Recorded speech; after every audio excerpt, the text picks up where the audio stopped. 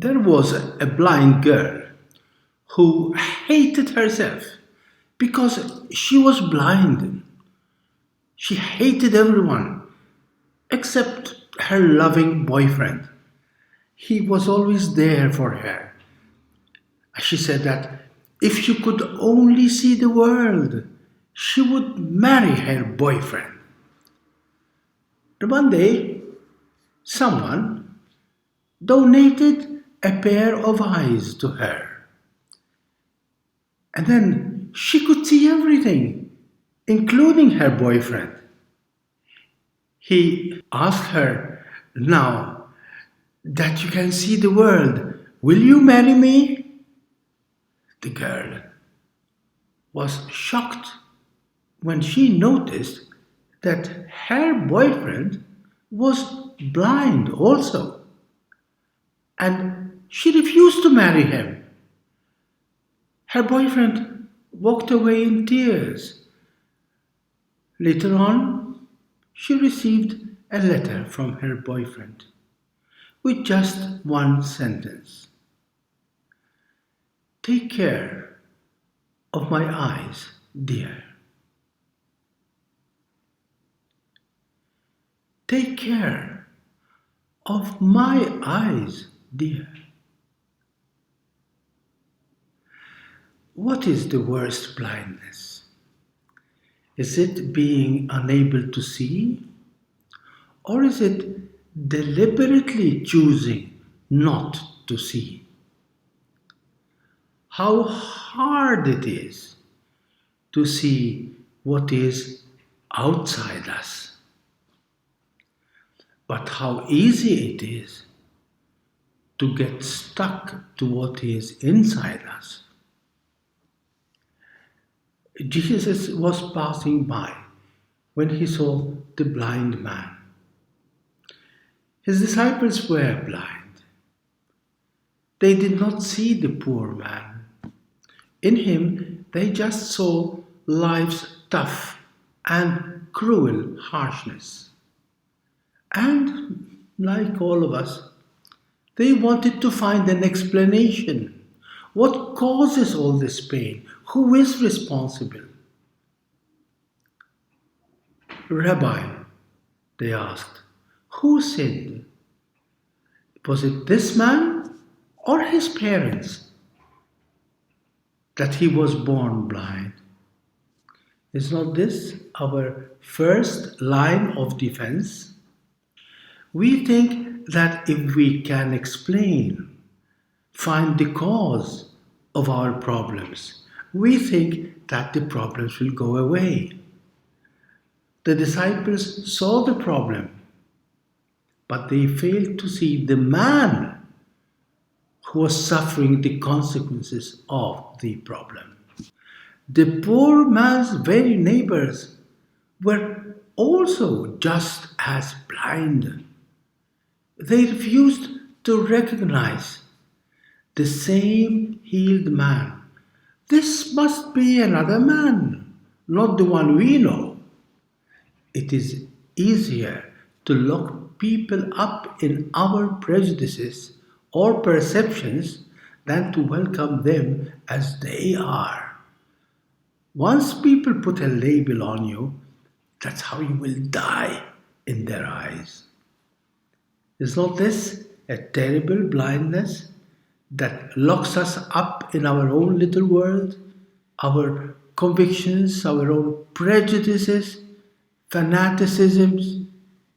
The Pharisees were self-appointed but blind guardians of what should be acceptable according to their ancient traditions. They were stuck in adoring a fossilized and not a living God.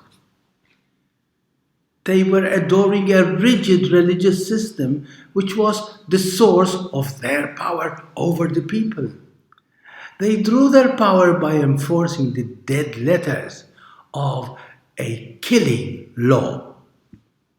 They were waiting for a harmless, a convenient Messiah. They were blind to a truth that is bigger than their ideas or their convictions or their convenience. How could a God forsaken sinner teach them anything? They said of the poor blind man. And the poor man was expelled from their synagogue. The parents of the blind man, poor things, they also fell victims to the fear of being rejected from the community. They only admitted that the blind man was their son who was indeed born blind. For the rest, they simply abandoned their son when he needed most support. He is of age, question him. In their blinding fear, they no longer saw their son. They no longer took responsibility for their son. They simply abandoned their son when he needed them most. He is of age, question him. In their blinding fear, they no longer saw their son. They only saw their own survival in the community. And so the Pharisees summoned the healed man again, hoping to convince him to change his story to another one which would be more convenient. They were blind to the facts, and the only thing they saw was how to discredit and condemn Jesus, whom they saw as their arch enemy. In the second interrogation, the healed man became more bold, more daring. The eyes of the Pharisees remained wide shut, whereas the eyes of the blind man had become wide open. Do you want to become his disciples? If this man were not from God, he would not be able to do anything, said the blind man. How hard it is to accept an uncomfortable truth. How hard it is to accept an inconvenient truth. But Jesus was never far away. He met the healed man again, wanting to take him a step further. Do you believe in the Son of Man? He opened his simple heart to the full and most magnificent truth and asked, Who is he, sir, that I may believe in him? And Jesus said to him, You have seen him. He is speaking with you.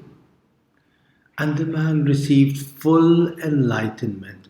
I do believe, Lord. And he worshipped him. You see, when all is said and done, it is only by faith that we can really see the full truth. Life can never be explained. It can never be controlled, managed, or cut to measure.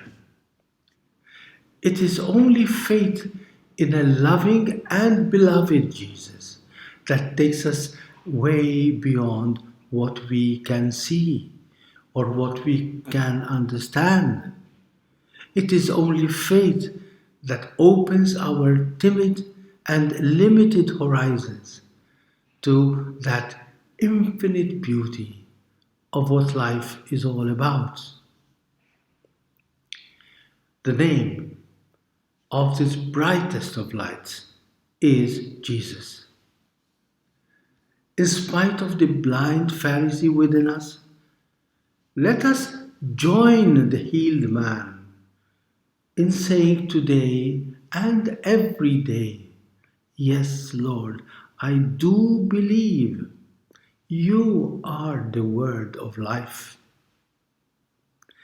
And like the lover of the story, we will hear Jesus telling us, Just take care of my eyes, dear. And the true light within us will shine as bright as the sun. God bless you and thank you.